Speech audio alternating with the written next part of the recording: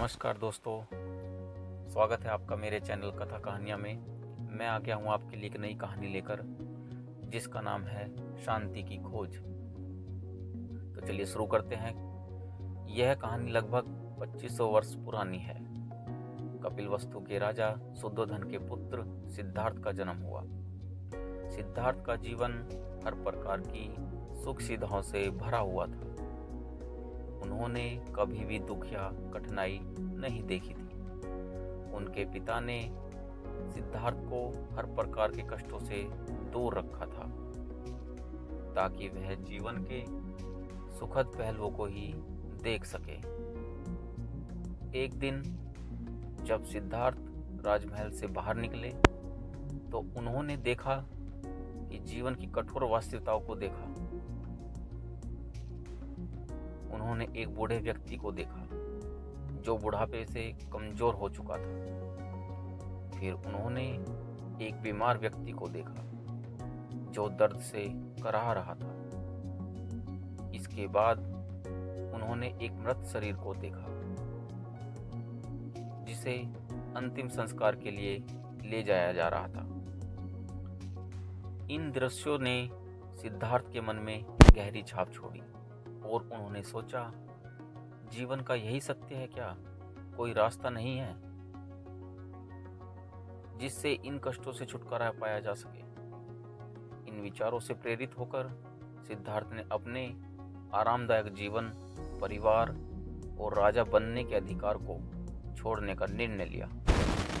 उन्होंने रात के समय अपने महल को छोड़ दिया और सत्य की खोज में निकल पड़े।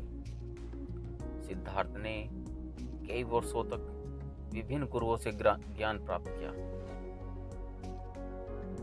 तपस्या की, लेकिन उन्हें शांति नहीं मिली। अंत में सिद्धार्थ ने बोध गया में एक पीपल के पेड़ के नीचे बैठने का निर्णय लिया। उन्होंने संकल्प लिया कि जब तक उन्हें ज्ञान की प्राप्ति नहीं होगी वे वहां से नहीं उठेंगे। उन्होंने वहां ध्यान लगाया और कई दिनों तक वहीं बैठे रहे।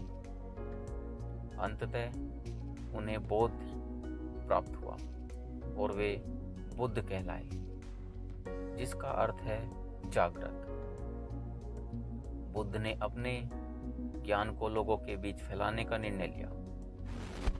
उन्होंने अपने जीवन के शेष समय को लोगों को धर्म का उपदेश देने में बिताया। उन्होंने उन्हें 4 आर्य सत्य और अष्टांगिक मार्ग का ज्ञान दिया, जिससे वे जीवन के कष्टों से मुक्त पा सके।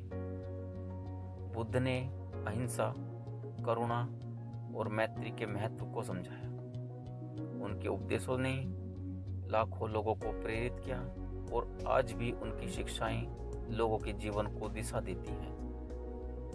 गौतम बुद्ध की कहानी हमें यह सिखाती है कि जीवन में असली शांति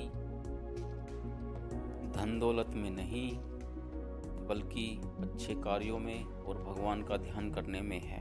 तो इसलिए दोस्तों, हमें अधिक लालच, लोभ, इन सबको त्याग कर भगवान के पथ पर चलना चाहिए। गौतम बुद्ध ने भी यही कहा है, यही शिक्षा का मार्ग दिखाया है कि इन सब को छोड़ करके जो असली परम सुख है वो भगवान का ध्यान करने में है। जिस पथ पर गौतम बुद्ध ने आगे चलकर ख्याति प्राप्त की है। तो यह कहानी से हमें यही शिक्षा मिलती है, जिस प्रकार से गौतम बुद्ध ने अपने राजमहल, आराम सबको छोड़ करके भगवान का पथ चुना, इसी तरह हमें भी सब कुछ छोड़ करके भगवान के पथ पर चलना चाहिए। इसी में परम सुख है, परम शांति है और परमात्मा का ज्ञान भी यही है। तो दोस्तों, कहानी यहीं पर समाप्त होती है।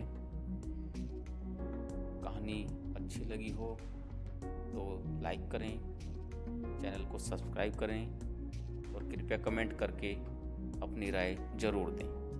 धन्यवाद।